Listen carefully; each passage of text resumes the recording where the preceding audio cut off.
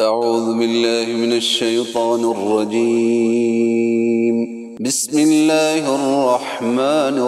الرحيم. تبارك الذي جعل في السماء بروجا وجعل فيها سراجا وقمرا منيرا وهو الذي جعل الليل والنهار خلفة لمن أراد أن يذكر أو أراد شكورا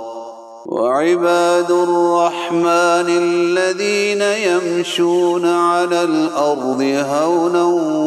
وإذا خاطبهم الجاهلون قالوا سلاما والذين يبيتون لربهم سجدا وقياما والذين يقولون ربنا اصرف عنا عذاب جهنم إن عذابها كان غراما إنها ساءت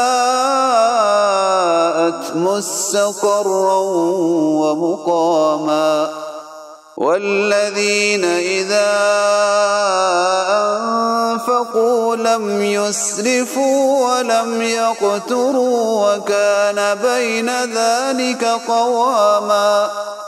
والذين لا يدعون مع الله إلها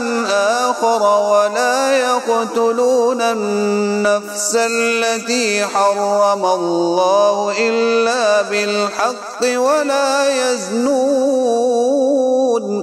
ومن يفعل ذلك يلقى أثاما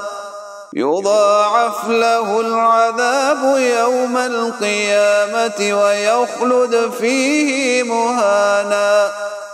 إلا من تاب وآمن وعمل عملا صالحا فأولئك يبدل الله سيئاتهم حسنات وكان الله غفورا رحيما ومن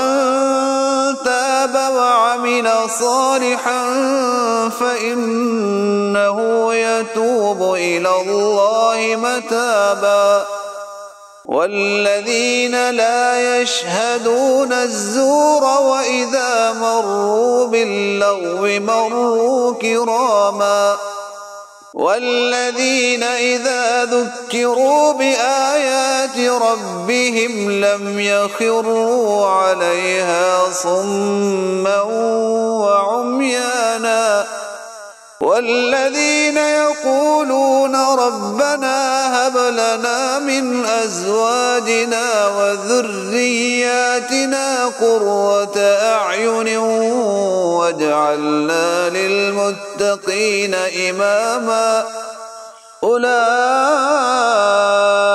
يجزون الغرفة بما صبروا ويلقون فيها تحية وسلاما خالدين فيها حسنت مستقرا ومقاما قل ما يعبأ بكم ربي لولا دعاؤكم فقد كذبتم فسوف يكون لزاما صدق الله العظيم.